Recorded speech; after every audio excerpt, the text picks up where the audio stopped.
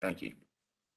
Shaw University is the oldest HBCU in the South. We were founded in 1865 by Mr. Henry Martin Tucker, who was a native of Monson, Massachusetts. He also served as a soldier in the Union Army during the Civil War, and he was a graduate of Amherst College and Newton Theological Seminary. Um, with his background in theology, that is what inspired him to create Shaw as a private HBCU in the state of North Carolina with Christian values. Shaw boasts many firsts, the first college in the nation to offer a four-year medical program. It was also the first historically Black college in the nation to open its doors to women, and the first historically Black college in North Carolina to be granted an A rating by the State Department of Public Instruction. Our current president of the university is Ms. Paulette Dillard.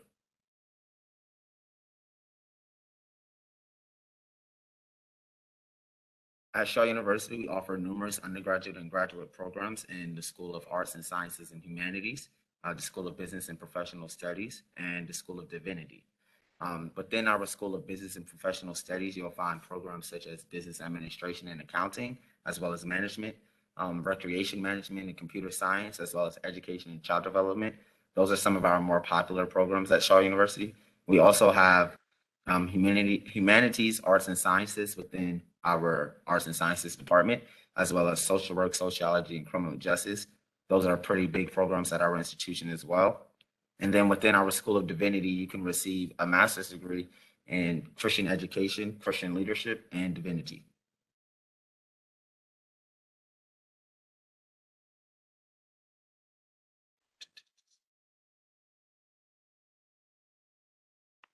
So our class size at Shaw University is about 17 to 1. If I'm not mistaken, I think those numbers have actually been updated a little more. So they actually might be about 14 to 1. Our current population of the campus is about 1,100 students. That's something that we take a lot of pride in at Shaw University, because at Shaw, you are not just a number, you are a student. You are a person who has needs, who has strengths, and who has weaknesses. And in your classrooms, your professors and your advisors, they know what those strengths are, what those weaknesses are, what areas you need assistance in, and what areas you will excel in, and how you can be a benefit to others as well. Our female population is about 57%, and our male population is about 43%. The next slide, please.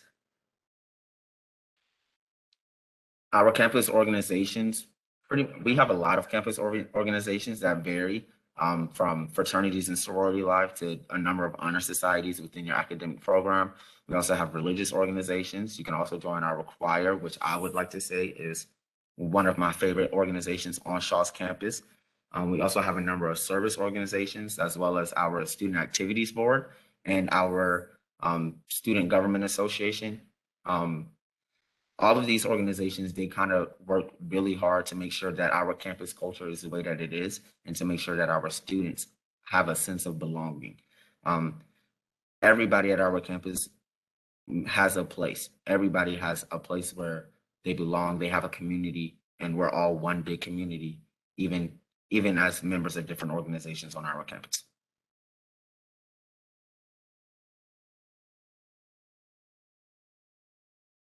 The minimum standards to be accepted into Shaw University is you must have a high school diploma or a general education development, and you also must have the minimum course requirements of 3 English units, 2 math units, 2 natural science units, 2 social science units, and 9 electives.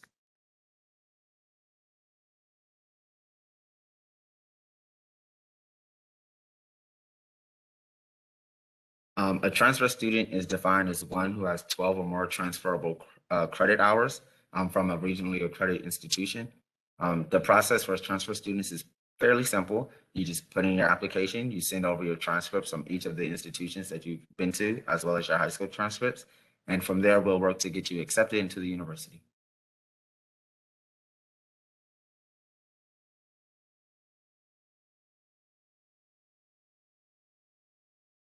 International students must complete a residency status. They must submit a photocopy of their passport, complete an application and submit their application fee, and they must complete an academic evaluation. Our transfer students coming from different countries, their process is a little different when they send over their transcripts.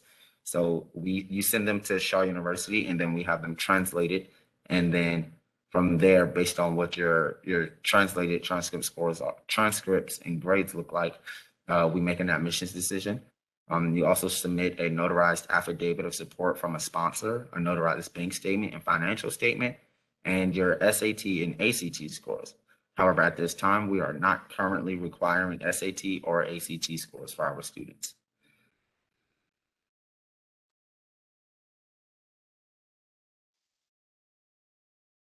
If you would be interested in applying to Shaw University, you can go to our website at shawu.edu, and you can complete a application under our freshman admissions and transfer students page. You can also send your official transcripts to transcripts@shawu.edu. I'm going to put that in the chat box for everybody to have. To be eligible for scholarships, you can submit an application for those online. Our website has a page for scholarships, and then there's the requirements on that, and then you can send those in with your admissions requirements. One thing that I also love about Shaw University is that we try to make our college as affordable as possible for all of our students. I might be getting a little bit ahead of myself, but we offer merit-based grant and aid and scholarship opportunities for all of our students. This is just a fancy way of saying we offer institutional-based scholarships based on what your GPAs are. And so your GPA will qualify you for a scholarship of up to $24,000 based on what your GPA is. And then that'll also go along with your federal Pell Grant, North Carolina need-based grants, or SEOG, and any other institutional scholarships that Shaw will offer you.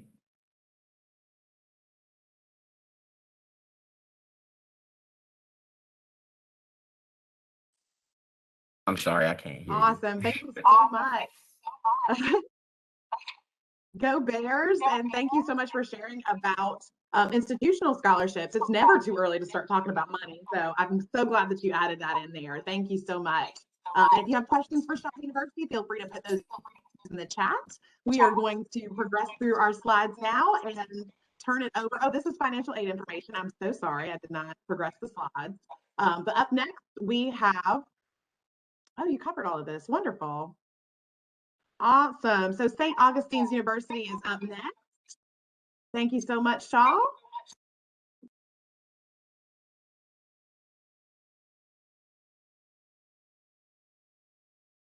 And Ms. Williams with Shaw University, or not, I'm sorry, with St. Augustine's. And hello, everyone. Give you a little bit of history about St. Augustine's University. We were founded in 1867 in Raleigh, North Carolina, under Reverend Jacob Brenton Smith, St. Augustine's Normal School and Collegiate Institute. We were founded to teach newly freed men. We have several buildings on our campus that are on the National Register of Historic Places, such as our chapel. Pictured here is our St. Agnes building, where it was the first hospital only hospital and training school for African Americans between Atlanta and Washington, D.C. for nearly half a century. Now, that was founded in 1896, and it was open through 1961. It is currently not in use, and we are undergoing a reimagining our St. Agnes campaign. So we're raising funds and trying to figure out how to reuse that space. We want to get it back to nursing, which would be great for us and for the area. You can go on to the next slide.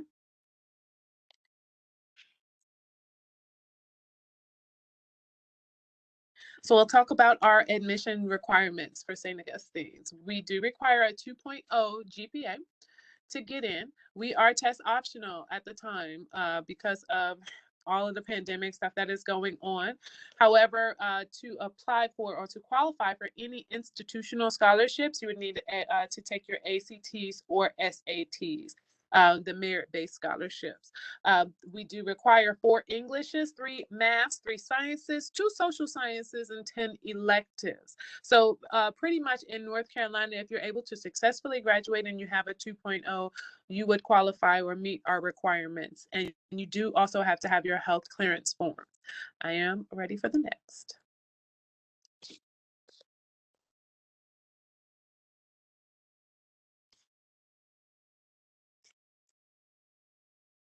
So we do have 7 schools, including our new Master's of Public Administration program. We have School of Communication Arts, Business Management and Technology, Education and Psychology.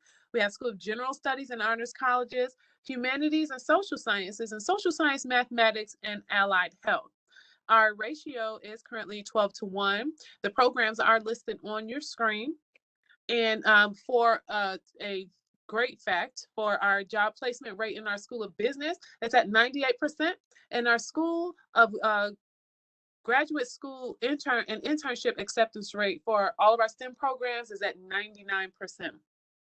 I am ready for the next.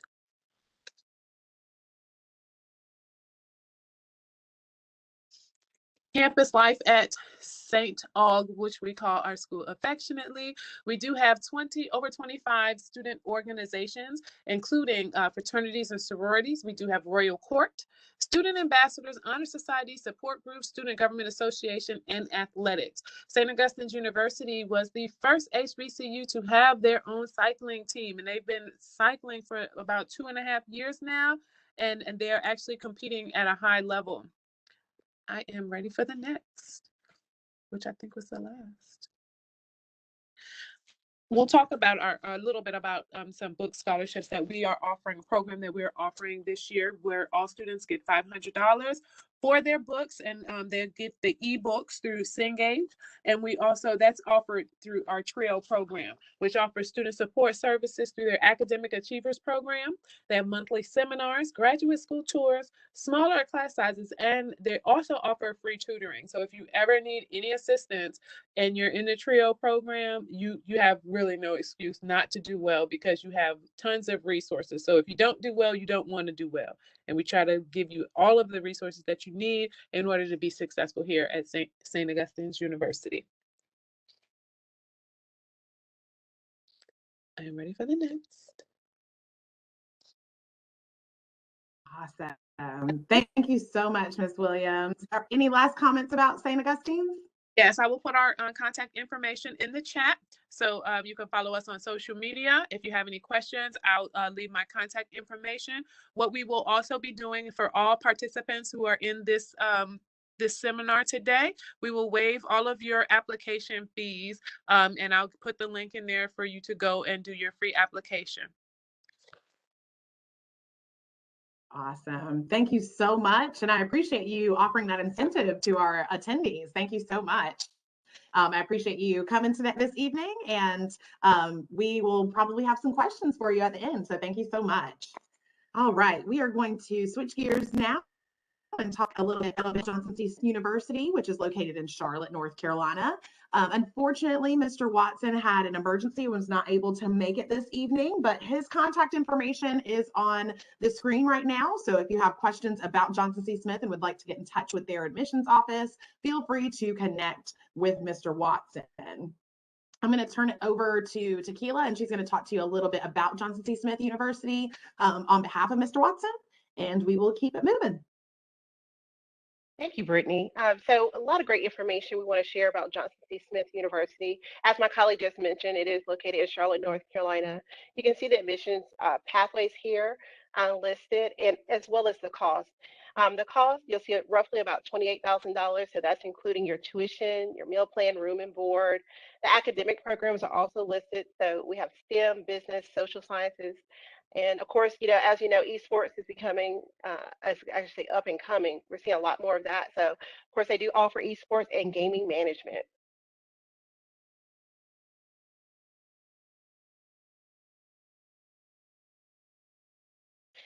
Just a few quick facts that Johnson C. Smith wants you all to know. So in the fall of 2020, they roughly had 1,306 students. You also see information about in-state, 57%, out-of-state, about 43%. About 60 total student organizations that are listed. You see sororities and fraternities, so hopefully if you're interested in that, you'll see that listed there. Degree-seeking programs, you'll see 23. The student-to-faculty ratio, about 13-1. So they have 91 full-time faculty members. So just to give you a little bit of information here. So won't, go over every single thing here, but lots of great information that's listed. And of course, you'll notice that they have some special recognitions that are listed. So of course, they've been recognized in the U.S. News and World Reports. So that's one of the things that we want to spotlight here. Next slide.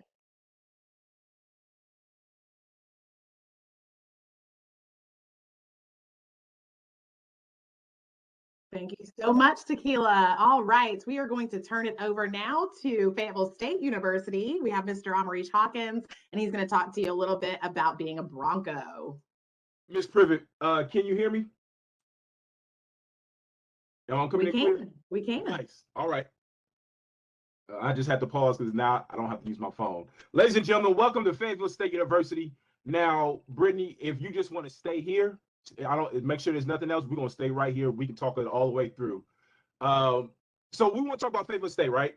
For those of you who don't know anything about Fayetteville State, just really quickly, I want to point out when it comes to HBCUs, it's very curious that we all kind of started in the same way. A group of people come together, putting in their funds voluntarily and allowing an institution to build from a single entity to acres and acres of land to provide education for a large group of people. And so Fayetteville State followed the same format. 7 Black men came together, put $136 together, and they all volunteered spaces and bought 2 lots of land here in Fayetteville. And we went from a 1-house, 5-bedroom situation to over 200 acres that allows us to serve, as you can see, all these students, almost up to 7,000 students. So we're very medium sized. We're not large. We're not at the 26,000. Shout out to NC State. We're not at the, and quote me if I'm wrong, 1,300 Elizabeth City State. We're right here, right in the middle, so that we'll be able to serve our populations appropriately. And so one of the questions that you might ask yourself, well, what separates one college from another? Because in large part, we offer a lot of the same majors, whether it was sociology, English, biology, organismal biology, psychology, sociology, social work, so forth and so on. Well, for us, it's just the spirit of being a Bronco. Because at the very beginning in the institution of Fayetteville State, we wanted to not only raise up leaders, but raise up people who will maximize the potential of themselves. I can say that because I was that one. I graduated in 2016 as a transfer student, as a non-traditional student, as someone who had a full family, full job, not knowing how I was going to make it through. And the professors and the faculty has allowed me to get through. They spoke with me. They accustomed their schedules to my schedule so that I can effectively turn in all of my work. I was even a manager at our radio station. I took part in our digital art studio. We now have a full-time TV station, as well as an e-gaming lab. And so as I was working in between jobs and going and taking care of family, they would invite me in and I would bring other students in so that we can maximize the talent that's inside of us. So outside of just being established in 1867 and overcoming obstacles, which, hello, everyone, this is Black History Month, right? And so we're celebrating the history and the past of all these people who have came together and continue to push forward, where if you attend an HBCU, it's one of the rare institutions that have never created a law that separated people or caused people not to come in. Coming to an HBCU is coming into a legacy that helps promote wellness. When I'm talking about wellness, I'm talking about both emotionally and spiritually. And at Fayetteville State, what I ask is that if you consider us, I ask that you put 10 toes in the soil. Come visit the campus and make sure that everything that I'm speaking about represents what it is that you want. Now, in line with all the things that we offer in terms of the programs, whether it's the 3+2 engineering, the forensic science program, the birth through kindergarten, elementary, high school, or middle school education, or if you want to become a sports therapist or physical therapist, we offer all of these curriculums. One of our more popular majors is our business majors, where we have concentrations in accounting, banking, entrepreneurship, marketing. All these things are offered to you. But let's talk about finance and cost. Fayetteville State is a part of the NC Promise, which means in state, your tuition is only $500. In correlation with that, the Office of Admissions offers merit scholarships, where at once upon a time, it was a one-time thing. We give you a couple $1,000. We say, thank you for having a good GPA, and you go about your business and you go be great. Now our merit scholarships are renewable. So at our lowest merit scholarship, it's $2,000. So at $500 tuition, can you imagine how long $2,000 will go? Plus, we don't charge for textbooks. It's a rental fee where you'll pay no more than $250 for all of your texts in all of your classrooms. In our residence halls, you don't have to pay for your laundry. You don't have to pay for housekeeping. We have them coming through every single day. So with these amenities that help cost become affordable for you, we tried to go a step further and said during summer, if you're behind in your credits, you can apply for a scholarship and we will pay for 2 classes. And if you need to stay on campus, we'll pay for your residence hall and your meal plan if you decide to come during summer school as a full-time student. And touch your neighbor and say, and if you decide, or if you are connected to the military, we have a scholarship that if you use your GI benefits, whatever it doesn't cover, we will supply on the back end.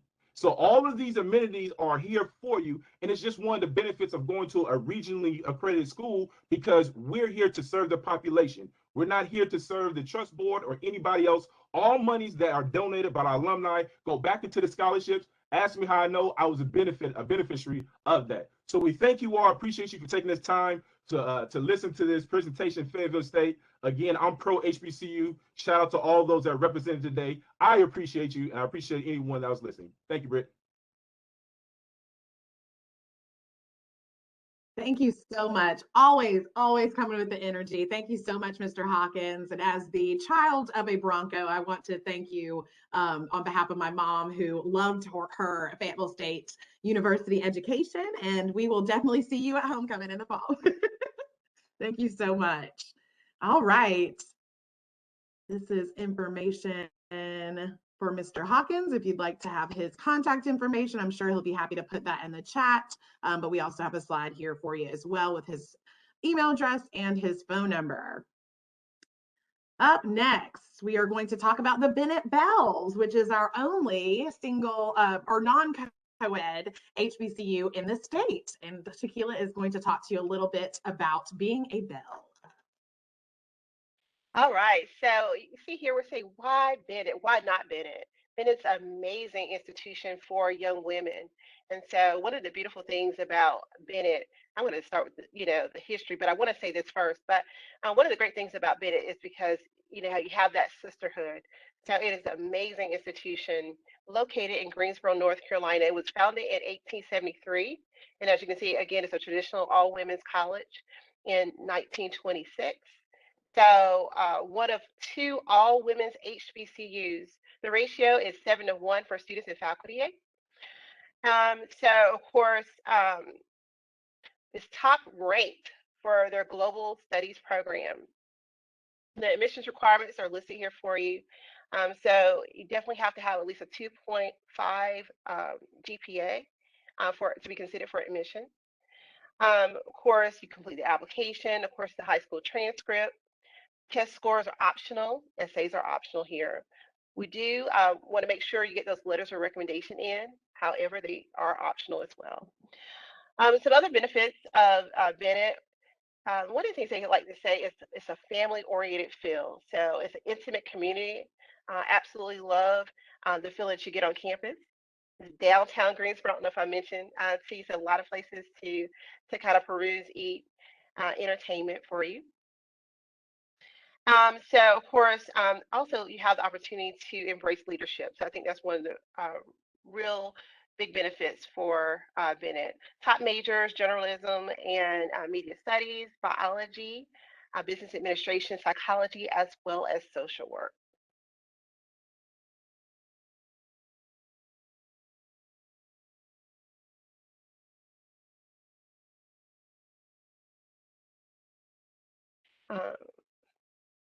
Brittany, I think we lost your audio. I'm back. I'm sorry. No matter how long the pandemic has lasted, me and the mute button are still trying to get along. So thank y'all for bearing with me. Tequila is also going to talk about Livingstone College this evening. Absolutely. Of course, so let's advance to the next slide, Brittany. So just a little history to kind of, like we've been talking, the common theme is this is Black History Month. So we want to always start with the history for our HBCU. So Livingstone College was originally founded as Zion Wesley Institute by the Assembly of AME Zion ministers for the purpose of training ministers in Concord, North Carolina. So right outside of the Charlotte area. And that was in 1879. So the college closed in Concord and reopened in 1882 in Salisbury, North Carolina, as a result of the generous donation of $1,000 given to the trustees. The new site consists of one building and 40 acres of land. In 1887, by act of legislature, the name Zion Wesley Institute was changed to Livingstone College in honor of David Livingstone, a missionary, philanthropist, and explorer.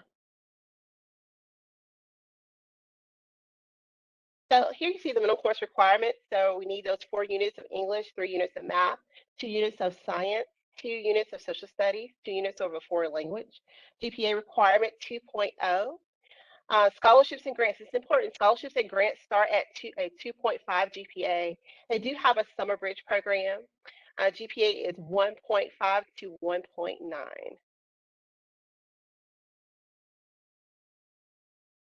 So over 20 plus majors, and some of the majors that you see highlighted here is the School of Business, the School of Education and Social Work, School of Liberal Arts, and the School of Mathematics and Science.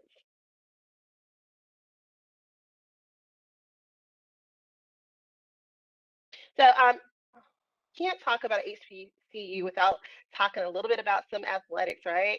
So NCAA Division II, you see the men's athletics, basketball, cross country, football, golf, track and field. For women athletics, basketball, bowling, cheerleading, softball, tennis, track and field, as well as volleyball.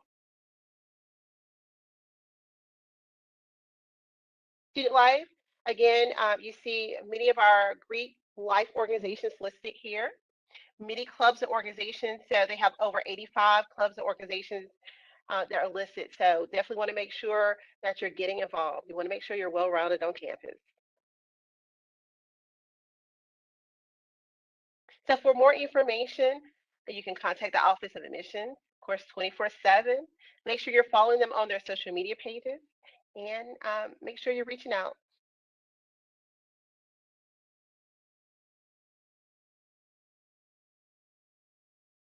Right. Thank you, Tequila. Tequila is our representative for the 336 area code. So she has talked a little bit about colleges that are in the middle of the state, and I'm going to talk to you a little bit about the ECSU Vikings. So Elizabeth State University is one of our HBCUs in the state of North Carolina, one of our public HBCUs in the state of North Carolina. They were founded in 1891 as East Carolina's normal school. And they've celebrated 130 years of existence, which is a big deal, especially for HBCUs. They started out as a teaching college, and over time, they have grown to be one of the premier HBCUs in the state of North Carolina. They have tons of academic offerings. Some of them that they are known for are definitely going to be aviation sciences. It's one of the only schools in the state that have an aviation science program. They also have a homeland security program that is completely online, which is definitely a perk for our students who want to stay home and work a little bit and also get that degree online. They have a great military science program. And much like Mr. Hawkins said, a lot of these institutions are going to have a lot of the same degrees. You just want to find the best fit for you. So I encourage you to explore these institutions, take tours, and check out what they have to offer because there's lots out there in North Carolina. Now, when it comes to Elizabeth City State, a little bit more information, you can apply at ecsu.edu/apply. To be considered for freshman admission, you must meet the minimum state requirements, and that's going to be 4 units of math, 4 units of English, 3 units of science, 2 units of social studies, 2 consecutive units of a foreign language, so that you can be eligible to attend any of the state institutions. Their minimum GPA is a 2.5. or a 19 on the ACT or a 10/10 on the SAT. Test scores were waived for 2021. And again, this year for this upcoming fall, the UNC system has waived test scores. For students who have questions about test scores being waived, just know that schools, the general consensus, and any admissions reps on the call who want to stop me, feel free. But the general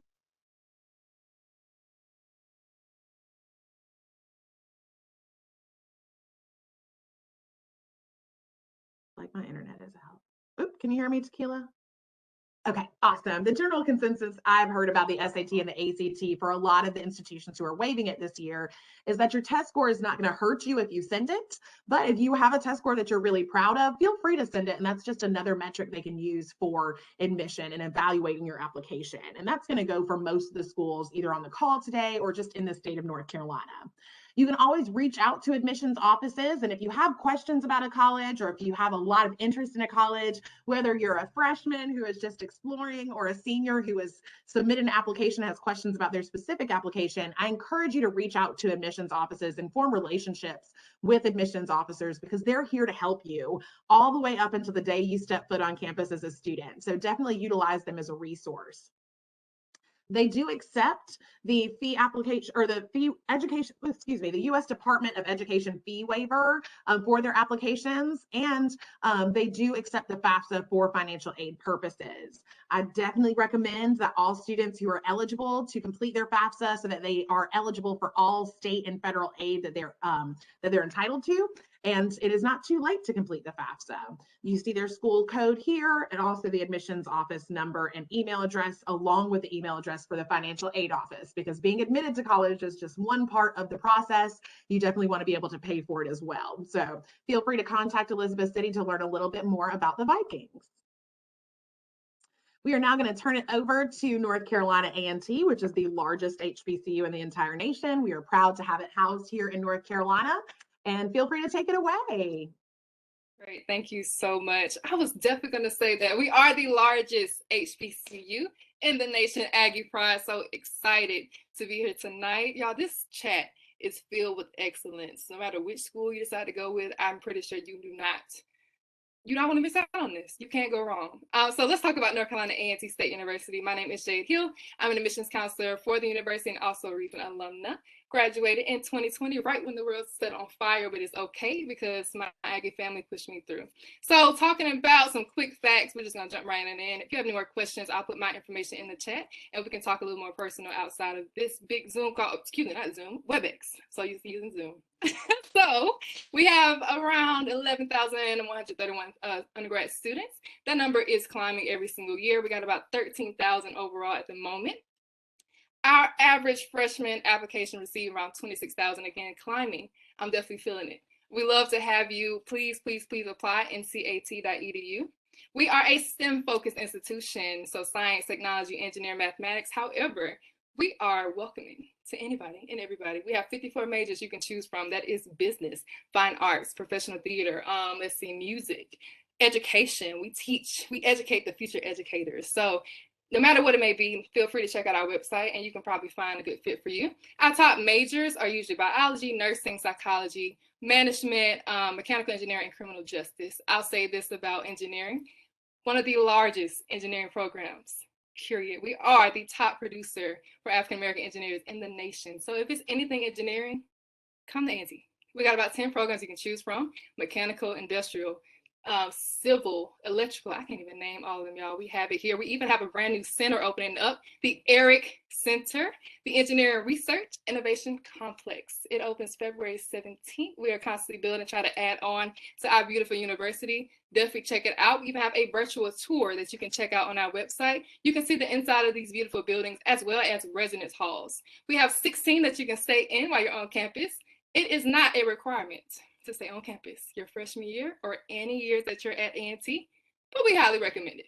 You're missing out on a lot, I promise. You're missing out on the experience of it all if you don't stay on campus. Again, not a requirement, we just highly recommend it. Our residence halls range from suite style to traditional, so you can check that out. Again, you can see the inside of a room and all the amenities that's included on our website, ncat.edu. Let's touch into some application deadlines. So we just passed early action 2. So that was December 15th, with admission decision rolling out on February 15th. So if you apply anytime now, you're gonna get a rolling admission decision from us. If you apply, usually give us about 4 to 6 weeks and we'll get right back to you with the decision.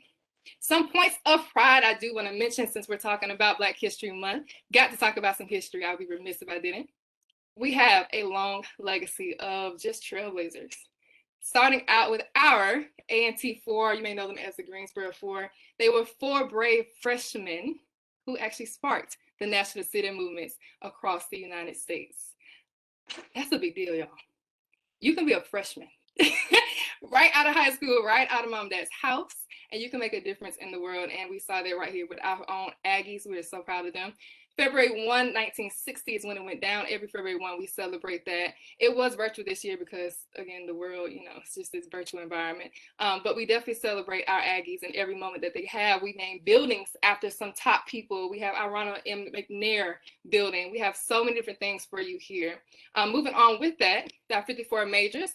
Average class size is around 28 students per classroom. Student faculty ratio is 19:1. Female male ratio is 1:1. What does all of this mean for you? Basically, we're a family. Your professors know your name. They know when you are in class, and they definitely know when you are not. You are definitely not another number at our university. You are an individual. You are a person. More than just a student, we know your mama know. They know your goals, they know your fears, they know what you're struggling with. They try to help you out throughout the whole process. Amazing professional staff. You cannot have a better experience.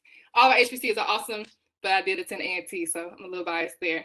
We have a doctoral research institution. Around $78.2 million was awarded just last year for our doctoral research. This is extended to our undergraduate students as well, so you get to work alongside your professors in these big projects. So we are working on the autonomous car. Our engineering department has been working on the first, hypoallergenic peanuts? Yeah, they're working on some big stuff out there, trying to change the world for sure. Getting into some student life. We are a D1 school, Division I athletics, a part of the Big South Conference now. As of July 1st of just last year, we have 17 athletic teams that you can play on. There is basketball, volleyball, football. There's the blue and gold marching machine. I definitely consider them athletes because they are a big deal. Our track stars are all stars. We were just in the Olympics. I don't know if y'all saw us or not, but we had 2 represented for A&T, and they got gold, y'all. We always bring home the big W. I'm so excited for my university. You can see some of our rankings down here. I'm going to stop with the bragging. If you have any questions, feel free to reach out to us at uadmit@ncat.edu. There's our phone line there. I'm there as well. Not usually in my house, but 8 to 5, Monday through Friday. You can call that line, and we love to answer all your questions. I'll mention this. Please call us before you try to apply and maybe things are missing or wrong. If you're not sure, if you need to submit anything, like, we are test optional for this year as well. We understand the pandemic and everything. If you're not sure if you need to submit test scores, if you're just not sure how it goes, call us. We'll walk you through it and save you a lot of headache, a lot of heartache. So yeah, thank you so much. There's North Carolina A&T State University. Feel free to reach out. Jade coming through with the energy. Thank you so much, Jade, so much for that. We did have a question in the chat that seems like a question that a parent had about their student's application. So if you don't see that in the chat, if you don't mind sharing your information in the chat, Jade, so that they can contact you directly and get a little bit more of an understanding of the situation at hand. But thank you so much for bringing the energy. Aggie Pride, I understand, is worldwide. So thank you so much for that. We appreciate you being on the call. All right, moving right along, we are going to stay in the 336 area code and talk a little bit about the Rams at Winston-Salem State University. Okay, so I just want to say I appreciate all these beautiful HBCUs so far. I don't even know, y'all. Maybe because it's Black History Month, maybe because I woke up this morning and I was Black, but overall, so blessed. Like, all these schools are great, but now we come back to our regularly scheduled programming. Hello, ladies and gentlemen. My name is Janasi Rawlings. I'm an admissions counselor, and I represent the fabulous and renowned Winston-Salem State University. So on behalf of myself, my team, and as well as alumni or current students, future students, students who've been waiting for us for a minute, welcome to the quote-unquote Ramley. I'm sorry, you can go to the next slide too. So Now that I see that we're establishing kind of history and what's so great about each of our individual HBCUs, a couple points of pride I like to point out about my HBCU is that we were established as first an education teachers college in 1892. Winston-Salem State was founded originally as the Walter Industrial Academy by our founder, Simon Green Atkins.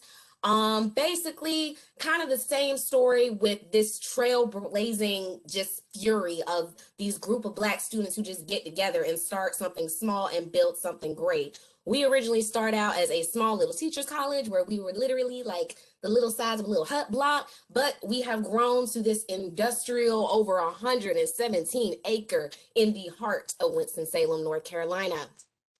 Currently, we have an enrollment of a little over 5,200 students and counting, but that number also doesn't account for our distance learners as well. Again, as the lovely representative from A&T said, when 2020 hit and the world was basically setting on fire, we took the initiative to begin a distance learning program, and we offer it in multiple majors from STEM all the way to medical. So that includes your nursing, your clinical psychologies, those type fields as well.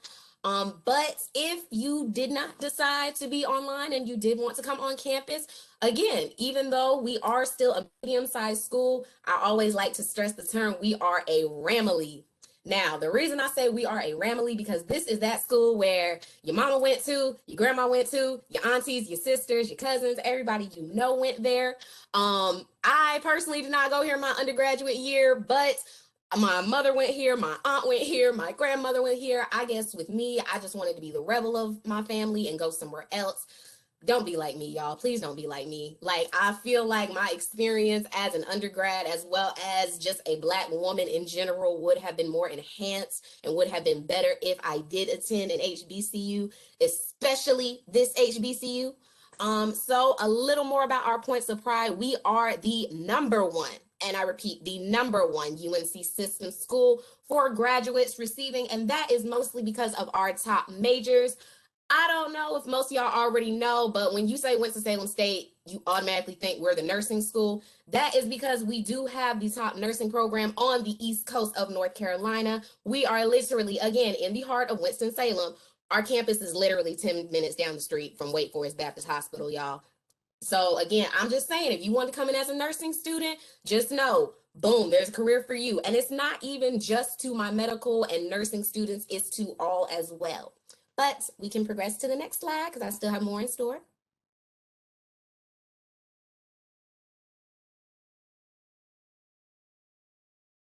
Okay, awesome. So we are not Division I, but we are a Division II CIAA school. Here are some of our list of women's sports as well as men's sports. So yes, for my men, we do have sports such as basketball, football, cross country, golf, cheerleading. Yes, men can be cheerleaders. And for my women, we have basketball, cross country, softball, tennis, track and field, volleyball, and cheerleading. I always love to highlight our cheerleaders because y'all, I don't even know if y'all seen us, but just know we like that. So we can go to the next slide. So a little bit, I was talking about our academic offerings. So, not besides nursing, we do offer a lot of top degree programs. One of our most popular majors next to nursing is education, because again, we were founded as an education school. We do have majors from birth to kindergarten, even a master's in education. And even if you didn't want to get like an actual major, you could get certifications. We do offer, majors in business administration, sports science, psychology, education, biology. We do also offer automotive sports majors. So basically anybody y'all know who are NASCAR, my NASCAR fans, we have a major for y'all. And even though, yes, we are that Winston-Salem school, we also in a NASCAR school. And that's something I just found out last year. But along with all that, we do have more than 40 bachelor's programs, 9 master's programs, 2 professional doctorate programs, which is still increasing. We do have an increase in certification programs as well. So just know, y'all, when you do come over here to Winston-Salem State, you literally have multiple things to do. And there is something always for you. And we can move on to the next slide. So now that I talked to y'all a little bit about what we offer and seeing that everything is there for you, now we want to get into our undergraduate admissions requirements. So again, we are waiving test scores as of right now, but that is only contingent upon GPA. So for our admissions requirements, to be admitted, you must have at least a weighted 2.7 GPA or higher by the time you are applying. If your GPA does not reach that 2.7 level, that's where we kind of offer the ultimatum. So the uh-oh. The uh-oh is where we would need your standardized test scores. And like Elizabeth City, your ACT must be a 19 or higher, and your SAT must be a 10 or higher. Along with this, in-state and out-of-state students who are looking to apply, you must complete the NC minimum course requirements, which is 4 units of English, 4 units of math, 2 consecutive units of a foreign language, 2 units of a social science, and 3 units of science, which includes a physical, natural, and just any other. But we can move on to the next slide too. So other than our undergraduates, we also have had an increase of transfer students in the past couple years, and that has been amazing. So we started coming up with new admissions requirements in terms to accommodate our transfer students. So even if you graduate and you're not able to come to us, automatically right off the gate, we still make it a priority to make it as easy as possible for you to be admitted. So say for instance that you did decide to go to another institution and you did decide you want to come to Winston-Salem State. If you are an applicant under 21 years old at the time you are applying, your GPA must be a 2.0 or higher with 24 transferable credits on your college transcripts. That we will look towards and see. Oh, sorry, my bad, y'all. That we will look towards more your GPA and less so the classes that you take. However, if you are an applicant who is 21 years or higher, the same requirements deal with you. But if anything, we're looking for more of your GPA. Now, I do want to go back to my applicants who are under 21 years old because I forgot to mention something as well. If you do not meet 24 transferable credits at the institution you are at, then we do request that you also submit your high school transcripts along with it, only so we can look at it as a balance to make sure that you still are meeting our UNC academic requirements. But we can move on to the next slide.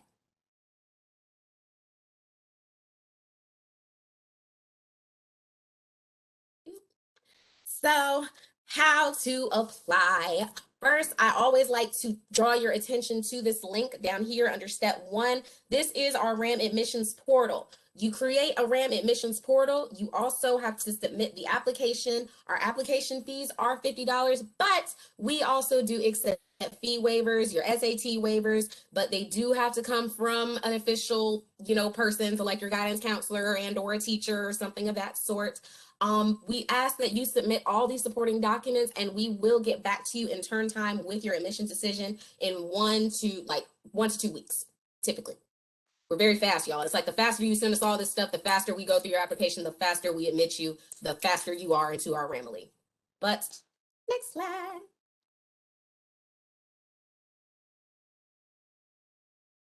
And so please, if you all on this lovely Black History Month will follow our social medias, as you can see on the lovely icons below the screen. And I always like to emphasize to be the next, and it doesn't matter what that means in terms, it's what that means to you. You want to be the next doctor, the next lawyer, the next astrophysicist. I don't know what it is, but please, if you are looking to advance your future as well as just advance as a person, better daughter, son, whatever, you come to Winston-Salem State.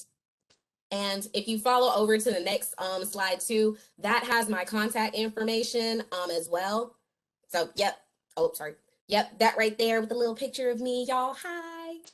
Please screenshot or take a picture of that email. Send me emails. I will help you in any way I possibly can. Like, let's get this to move on. I'm ready when you're ready. But otherwise, I thank you all. Thank you so much. And I don't know what you ate for dinner or what you drank this afternoon, but I want some of it because your energy is infectious. Thank you so much, Ms. Rawlings. You are fantastic. fantastic, and you represent your institution very well. Thank you so much for joining us this evening. We even have a comment in the chat from another presenter saying that your attitude is infectious. So just so you know, you've got some fans on the call now. So thank you so much. We really appreciate you joining. All right. So last but not least, you did it, girl. You keep shining that light of yours, girl, because it is shining bright on us. So thank you so much for that this evening. We are now going to move a little bit further east to Bull City and talk a little bit about North Carolina Central University, and then we will wrap up with some questions. So good evening, everyone. My name is Brandon Bird. I'm an admissions counselor here at North Carolina Central University. We were founded July 5th, 1910 by this man here, Dr. James E. Shepherd. He was a pharmacist as well as a religious educator whose intent when he founded the institution was to provide young women and men with character and sound academic training for real service to a nation. Now here at NCCU, we have adopted the motto of truth and service. We do require a community service requirement for all of our seniors here, in which you have to complete 120 hours of volunteer service, and that way we're staying in line with Dr. Shepherd's motto there. Now, our campus is nestled on 144 acres, often referred to as the sloping hills and verdant greens. We are located in Durham, North Carolina, which in the late 1800s and early 1900s did serve as the central hub for African American services and financial businesses in the United States. Our school colors are maroon and gray, and our mascot is Eddie the Eagle. You can go to the next slide. All right, so we are a medium to large size HBCU. We're currently home to a little under 8,000 students. The average class size here is 23 per classroom, and our student to faculty ratio is 16:1. So what that will mean for students coming in, you will receive a hands-on learning, personalized learning experience, and you'll often develop a relationship with the faculty and staff, similar to that of which you have with your aunt or uncle or godmother or godfather, respectfully. We have 81-degree programs with 146-degree concentrations. If you're looking at becoming a lawyer, we are the top producer of African-American minority lawyers in the United States. I would recommend going into the major of political science with the concentration of pre-law. Now a little student demographic about our institution. Our female to male ratio is 71% female and 28% male. Our top programs are business administration, nursing, criminal justice, psychology, as well as biology and biomedical sciences. And we are Division I when it comes to sports. We have track and field, cross country, basketball, and tennis for men and women. And we also have an athletic academic support system for student athletes in which they can check out laptops while they're away from university to submit their assignment on time. We also have tutoring services for them and progress reports that are provided for the coaches, thus emphasizing that close working relationship. You can go to the next slide. All right, we have tons of ways for you to get involved here on campus. We have the Men's Achievement Center as well as the Women's Center. These promote academic excellence. They provide tutoring services and professional and personal growth and development.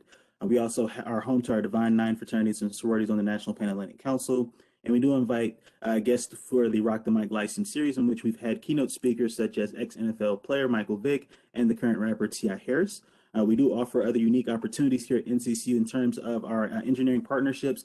We have a 3+2 dual program in which students will spend 3 years at NCCU obtaining their physics degree and 2 years attending their electrical engineering degree at one of our 3 partner schools, which do consist of Duke University, North Carolina State University, and Georgia Tech. NCCU is in the backyard of the Research Triangle Park, which is also home to over 200 research facilities and companies. We also are home to our pharmaceutical and cancer neuroscience research and our BBR and Bright research facilities here that allow students to gain access to cutting-edge research technology. We also have study abroad programs in which students can travel to over 40 countries and choose the duration of their stay, and also comes equipped with a passport office on campus as well. You can go to the next slide. All right, some of our admissions requirements for our freshmen, we ask that you go online and complete our application and submit the application fee of $50. The minimum GPA requirement to get in as a freshman is a 2.5, and we will be waiving test scores for the fall 22 semester. And we ask that you have the mandatory course requirements, which are that you have 4 Englishes, 4 maths, and one of those being higher than Algebra 2, 3 sciences, 2 social studies, and 2 consecutive foreign languages, such as Spanish 1, Spanish 2, French 1, French 2 as well. Now for our transfer students, we ask that you have a minimum GPA requirement of a 2.0, and we will require all official transcripts for any institutions you attended prior to attending NCCU. And for our applicants who are under 21 applying as a transfer student, we will require your high school transcripts. So the way we evaluate our transfer credits, we look for a minimum of 24 transfer credible hours. And we look to see if the course number beside the credit that you're taking at your institution is a 100 level course or better, and that you have a grade of C or better as well.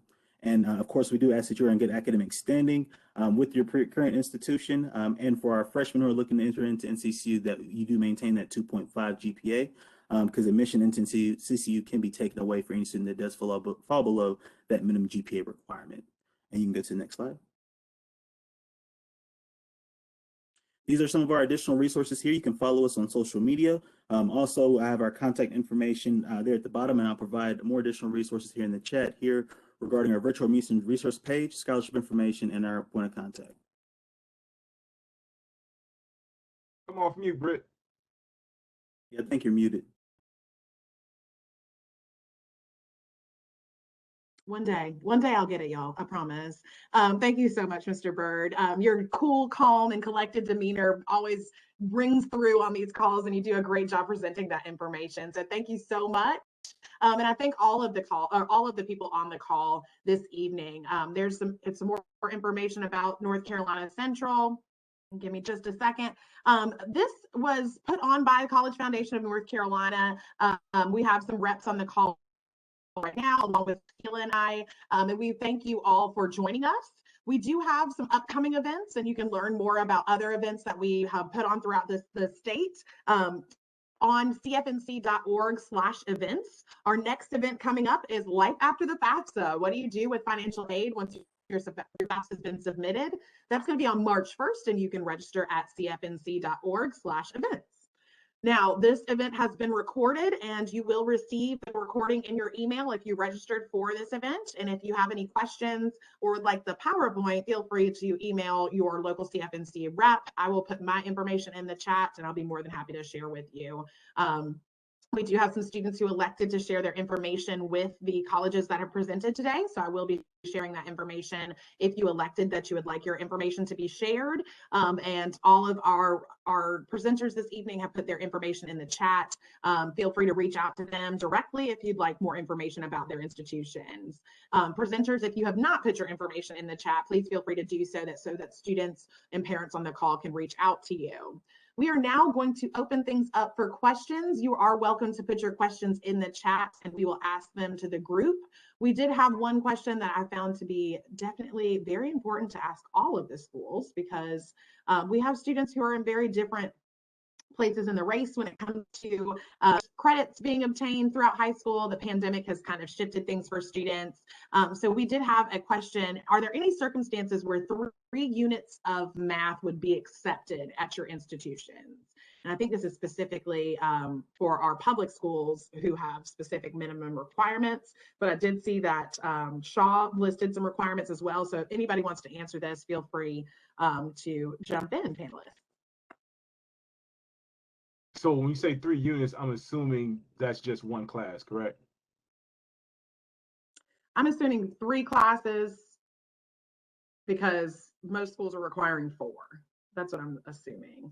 Feel free to clarify in the chat. Yeah, I think I'll clarify because this. So when I don't know if this is similar for other schools, because Winston-Salem State falls under the UNC school system, and according to the UNC school system, any applicant looking to be admitted must complete 4 years of math. So that typically would go in a tract of like Algebra 1, Geometry, Algebra 2, and then some type of advanced math, so like a pre-calculus or a calculus type course. I will say in terms of Winston-Salem State's, really 3 maths would be, I guess, acceptable if your last math was higher than Algebra 2. So I always like to say like Algebra 2 is kind of like your kind of border class. If you do have like a math credit higher than Algebra 2, then yes, you would be acceptable. But if not, then that's where it'd be a situation it wouldn't be. I don't know, depending on other schools. For Fayetteville State, definitely need 4 maths. In times past, 1 could be deferred if you only took 3 units of math, as you would say. But that was for students that came from states where 4 maths wasn't a requirement to get out of high school. So again, typically the Marylands or New Yorks, but if you're in North Carolina, for Fayetteville State, you need your 4th math. At Shaw University, we're a little more flexible, being that we are a private school.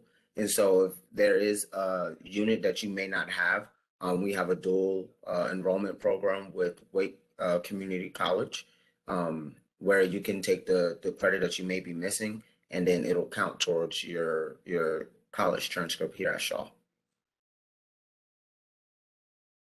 I'll run through A&Ts really quickly. We need 4 units of math, Algebra 1, Geometry, Algebra 2, and Advanced Math higher than Algebra 2. 4 units of English, so we aren't doing that 3. So for whatever reason, if you only taking 3, we still need that 4th one, even if you have to maybe squeeze it in with dual enrollment. 3 units of natural sciences, one of them must be a biological. So like biology, one of them must be a physical science, and one of the 3 must have a lab associated with it. So things like chemistry, physics, some environmental science. 2 units of the same foreign language. So if you take Spanish 1, got to see it through, take Spanish 2. French 1, French 2, German 1, German 2. We also accept American Sign Language as a foreign language. Same thing, American Sign 1, American Sign 2, and 2 units of social studies. One of them must be a U.S. or American history. We cannot avoid that. Has to be U.S. or American studies or history of the Americas, something of that nature. I'll type that in the chat because that was a lot.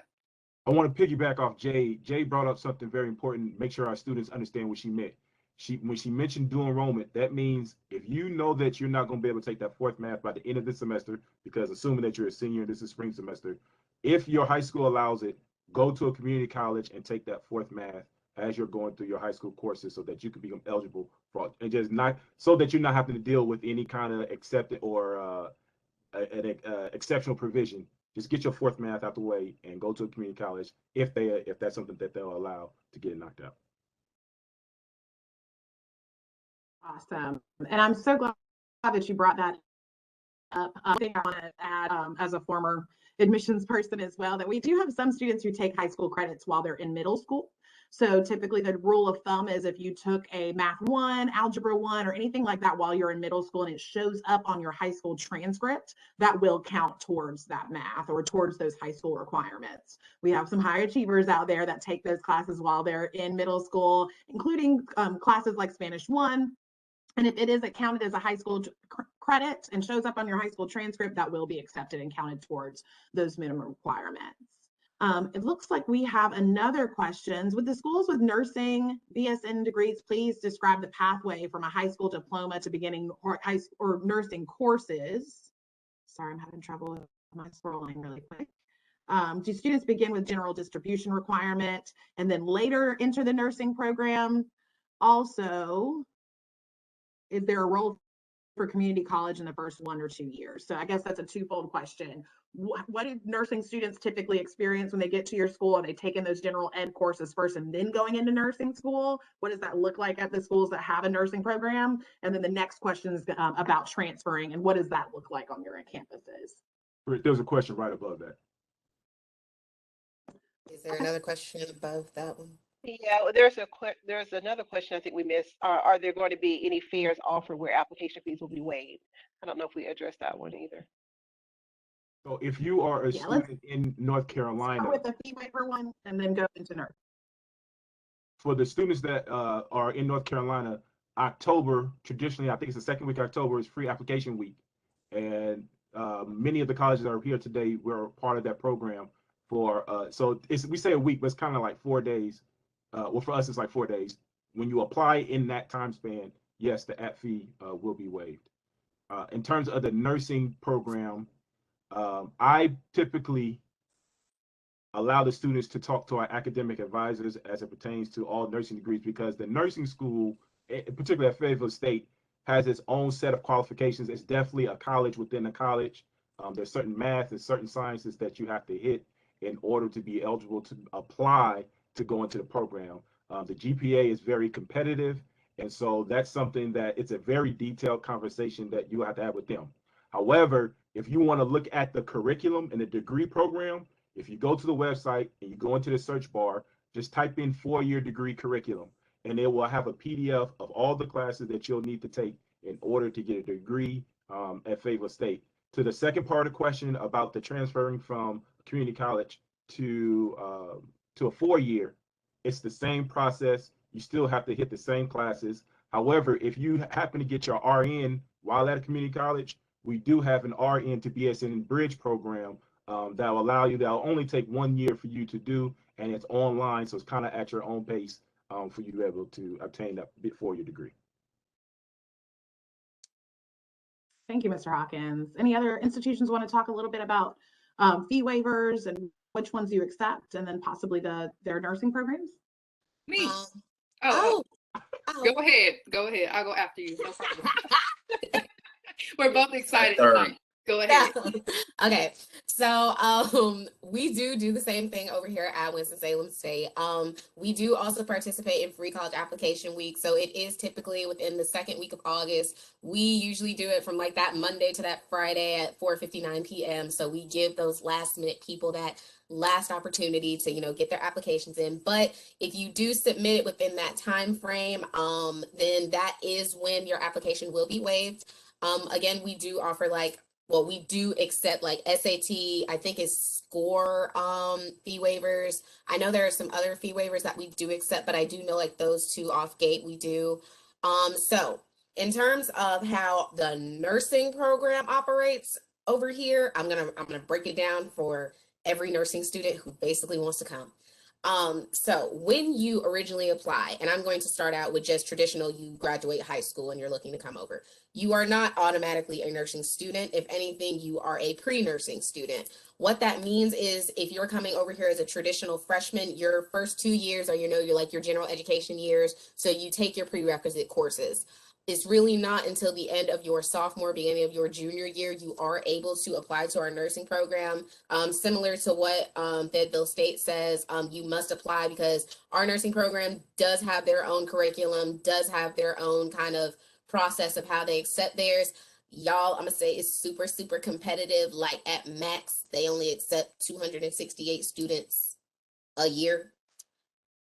So I like to say, do not mess up in your prerequisite years. Now, we do also offer a Rn2 Bsn program. So that is for my registered nurses who are looking to just get an advanced nursing degree or just their regular BSN. What you would have to do there is the same thing, just apply as a traditional student. Now, in that case, if your transferable credits, we will ask for your transcripts. And in terms of if they're articulated or not, that is solely up to our nursing department. Again, they have their own process, their own curriculum of the way they look at things. But the great thing about that is once you are admitted in there, you are on the track to where you automatically graduate with your BSN. And that's where you start your partnership programs with some of the internships and or some of the careers offered at Wake Forest Baptist. So that's just kind of a little bit of what I know in terms of that, but I always do recommend going onto our website at wssu.edu and then just type in nursing, and they have a whole list of curriculums and things that you must complete if you are looking to apply to the nursing program. Thank you. And I see that Ms. Hill put information about fee waivers in the chat.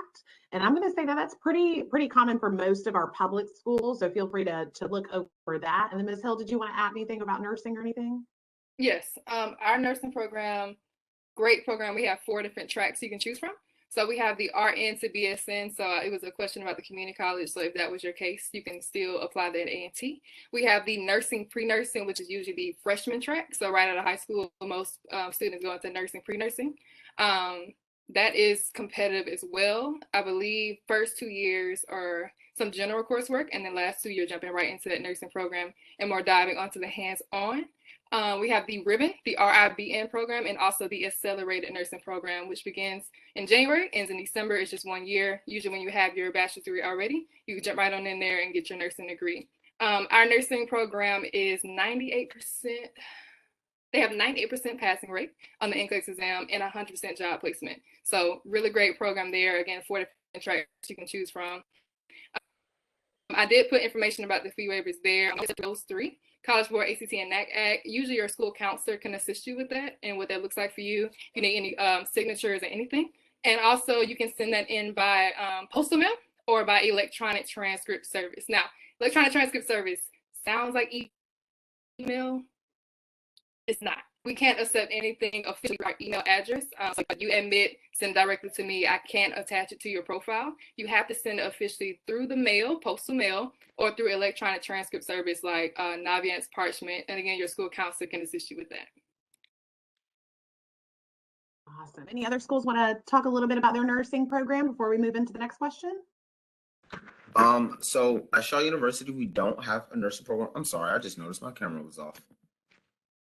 I'm sorry, my dog is kind of trying to play right now. So at Shaw University, we don't currently have a nursing program. However, I wanted to talk about the fee waiver. So we do the free application week. Kuiper, stop. We do the free application college week, just like everybody else does. However, at Shaw, we also do offer fee waivers. So if you ever see Shaw University, come to your high school, and we're set up in your cafeteria or we're in your guidance office or anything like that, and you want to apply to Shaw, we will waive your application fee on the spot. We also do offer on the spot acceptances for our students who apply, and then we get their transcripts from their guidance counselor's office. Also, if you ever have a problem completing your application, I'm gonna tell you guys a little secret. If you ever have problems completing your applications or you have any questions about it and you decide to call myself or Miss Atkinson, who is my coworker at Shaw University's admissions office, we will waive your application fee on the spot as well. Just so you can get that, you can have the assistance that you may need. Thank you so much. I really appreciate that. Okay, for the sake of time, if I could just have one school answer this question or answer this question in a general way. What does study abroad look like at a HBCU? Typically, a study abroad program is something that we act as like a facilitator between, most of the time, a third party institution or program to get students somewhere else. So the institution can send the students to a country that they have relationships with or have contact with at the college, or most of the time, a third party will be contracted through the university, and they will pay for the students, or the students will pay the contractor to say, hey, take us to said college in Japan or a program that's already established. And the times that you stay out there are varied based on whatever it is that's set up prior to with the college. So it's a different, depending on the program, depending on the resources, will alternate between where you go and how long you'll be there. Thank you so much, Mr. Hawkins. I appreciate that. Do any of the schools on the call have scholarships for early college students, or specifically scholarships for early college students? Yes, we do. Fayetteville State has a scholarship called the Early College Debt-Free Scholarship. And essentially, long story short, we are expecting you to graduate with an AA or an AS. So once you apply, it's not a full ride scholarship per se, because a full ride indicates 4 years. But for the next 2 years that you're with Fayetteville State, we will pay for all of your costs, including your residence halls. Thank you. Any other schools on the call with a specific program just for early college students? I could talk about our early college program. So if you're an early college student, we have the option of either coming in as freshman or coming in as transfer. With the option to come in as a freshman, you can apply for our 4 full ride opportunities given by the university. One requires at least a 3.75 GPA, other 3 require a 4.0. So that's full tuition, personal expenses, study abroad opportunities, books, room board, that's the whole 9. So you have that option there. That's the only one that I can think of specific for our early college students, but giving you that option of you went ahead and took some college courses and you just want to finish out your last 2 years and go about your business, or you can apply as a freshman, still have those college credits attached to your name, get the free money, and still only have about 2 or so years. So it's up to you, wink, wink. But we definitely have that option for you. So I'll just throw that out there, let y'all think on that, marinate on that tonight. Thank you, Ms. Hill. Okay, so we've got 2 more questions and then we are done because I want to respect everyone's time. Thank you again in for taking time out of your busy schedules to impart knowledge on everyone, to celebrate Black History Month, and the amazing resources that our HBCUs provide.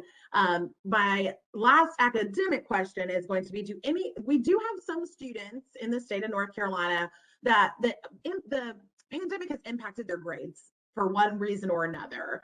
Do any of your schools have bridge programs to support students who may not be academically there yet, but show promise and may be able to attend a bridge program and be admitted in the fall?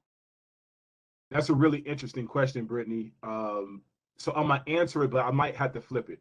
So we do not have a bridge program from high school to college, but once you become a student at Fayetteville State and you feel that you're falling behind, a Fayetteville State student can go to summer school for free and take up to 2 classes, and we'll also pay for your residence hall and your meal plan.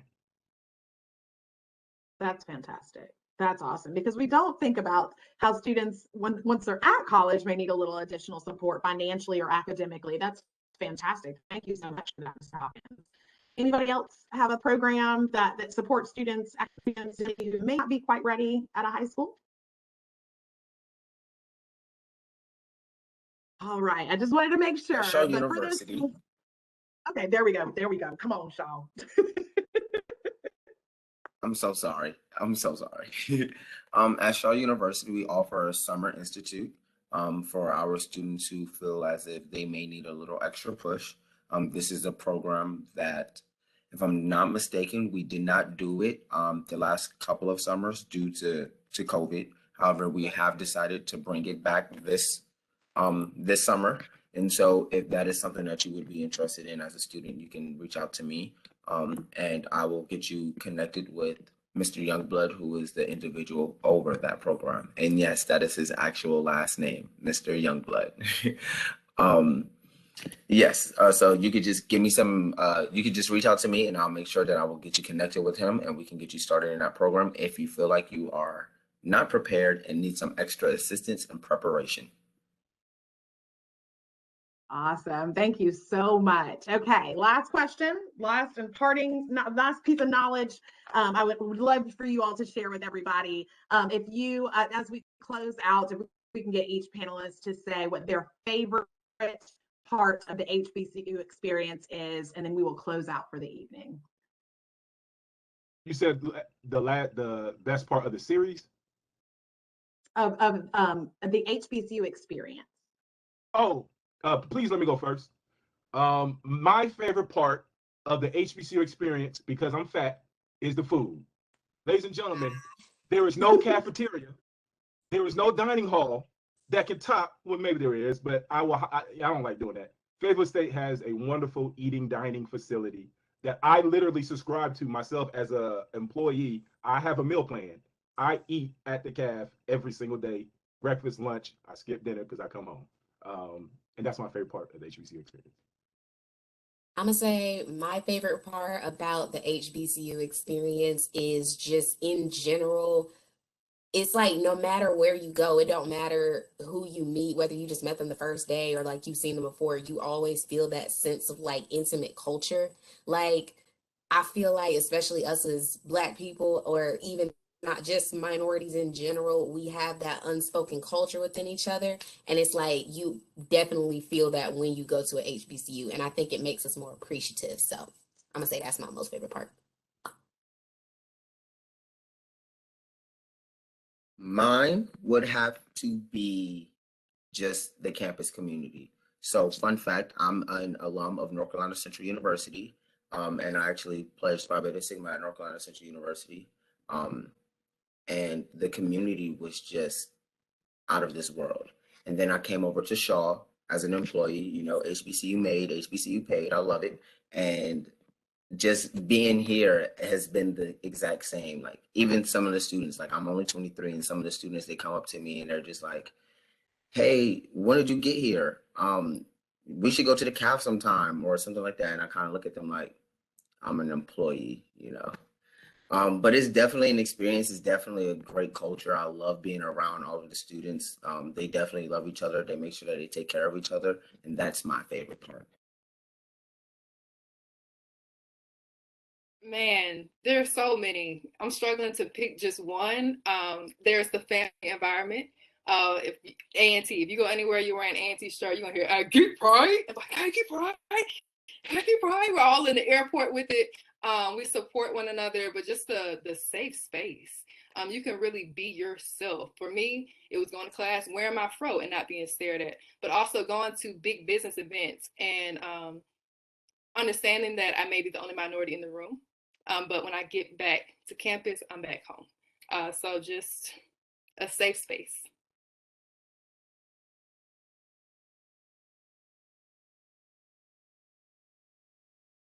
Brittany, I just want to say this was awesome. This was amazing. I think, I don't know, my favorite part was just the last part. I loved everything that you guys said, but the last part, man, can I go back and attend an HBCU? This was just great. So, a lot of times, when we're out, people are asking, what makes HBCUs just amazing? And I mean, we can say so many things, but I'm just gonna let you know, I wrote down a few of these little things. I'm gonna make sure when I'm doing my presentations, I'll try to give everybody credit, but I'm just gonna say it was amazing. And thank you, Tequila, for joining us this evening and helping me plan this. I do want to do a plug for St. Aug. Ms. Williams said that her favorite is the athletics, the culture, and the love that you get at HBCU campus. And I can definitely say both of my parents are HBCU grads, and I received a lot of that love from their classmates when I was growing up. And I definitely appreciate all of you talking about not only your institutions, but the love that you have of serving students and giving them enough information to make an informed decision on where they continue their education after high school. Please note that you can research all of these institutions, apply to these institutions, communicate with these institutions via CFNC.org. So if you do not have a CFNC account, I definitely recommend signing up for one because we are a great free resource for you to research, compare, and contrast colleges in the state of North Carolina. Thank you to all of our panelists this evening for showing up and showing out and talking about HBCUs during Black History Month. I wish you all the best with the rest of this recruitment cycle. And to the students and families on the call, best of luck in your future endeavors, whether it be at a HBCU in North Carolina, outside of North Carolina, whatever you decide to do, please know that you have people in your corner to support you. And we're very proud of you for making it this far. I hope everyone has a wonderful evening and stay tuned for future events from CFNC. Take care.